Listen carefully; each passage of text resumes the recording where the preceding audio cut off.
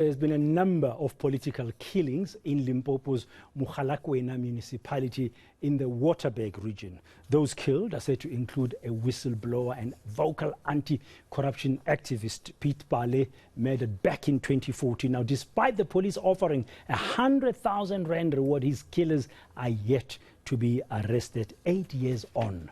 eNCA reporter Muloko Moloto talked to his brother, Cornelius Pale, who is also a leader of the Mogalakwena Residents Association.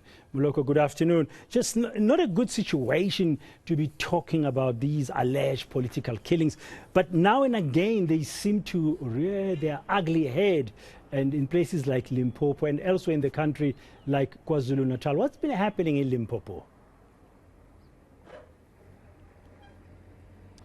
Well, Braden, what's been happening in this part of the country, the small Mogalakwena local municipality, this council for over 10 years has been rocked by political instability. I was just saying earlier that in a 10-year period, this municipality had 6 mayors, and at some point there were 2 mayors at the same time. And by the way, these are people who came from the same political party, the African National Congress, and the officials, as well as I was talking earlier with some of the community leaders here, were saying that you have officials who are also politically or political heavyweights, yet they are holding positions of administration in the municipality.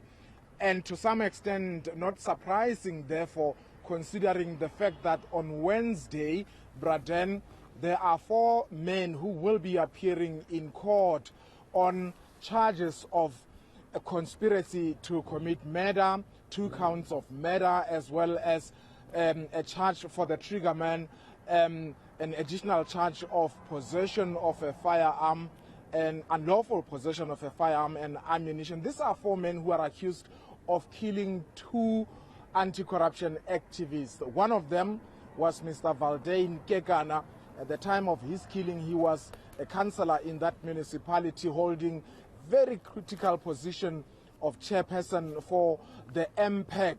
And this is a committee, as you would know, that ordinarily peruses and looks into the affairs, financial affairs of a municipality. At the time of his killing, we are told that he was about to push for a forensic investigation, considering the fact that there were people who were apparently implicated in the irregular expenditure amounting to 1 billion rand. Some of those were officials, others were politicians.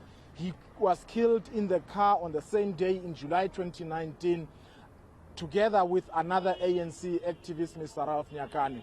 But before their killings, Braden, which was in 2019, in 2014, another anti-corruption activist, one man who was very vocal, fighting corruption in that municipality, his name is Mr. Piet Pale. He was killed just outside his home, and 8 years later, the killers have still not been arrested. We don't know who might have killed him. But let me bring into this conversation Mr. Cornelius Pale. He is the brother to the slain Piet Pale. Mr. Pale, thank you so much for making time for us. Just in a nutshell, tell us who Piet Pale was, his activism and his anti-corruption crusade. Thank you very much, my brother. Piet Pale is the third born in the family of Malose and Paulina Pale. He is my brother. And this guy started his political career or life way back when he was still a student at Ebenezer High School. Then he later joined the South African Communist Party as a member. That's when he became familiar with the politics of Mogalakwena municipality. Yeah, he's been very vocal. He's well known in the community. He got killed in 2014, and I understand he got killed 2 days just after the birth of his child. Was there ever a moment in your discussions as siblings when he kind of like hinted that his life was in danger? Indeed, my brother.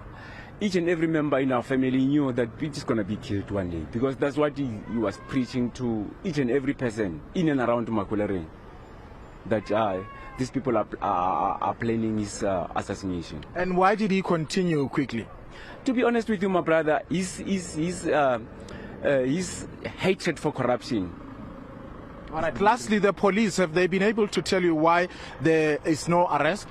Well, the police contacted us twice. The last time it was in 2019. Well, what they did on that day was just they wanted us to take them to the scene of the murder, and we did exactly that. Since then, we never had anything from the police. Since 2014? No. 2019. All right. Thank you very much, Mr. Piet Pale is the brother to the late Cornelius Pale, I beg your pardon. He is the brother to the slain Piet Pale, who was in the forefront fighting corruption. 8 years later, those who killed him are yet to be held accountable, Braden. Thank you very much, Mloku Moloto, there in Mahwelereng in Limpopo province.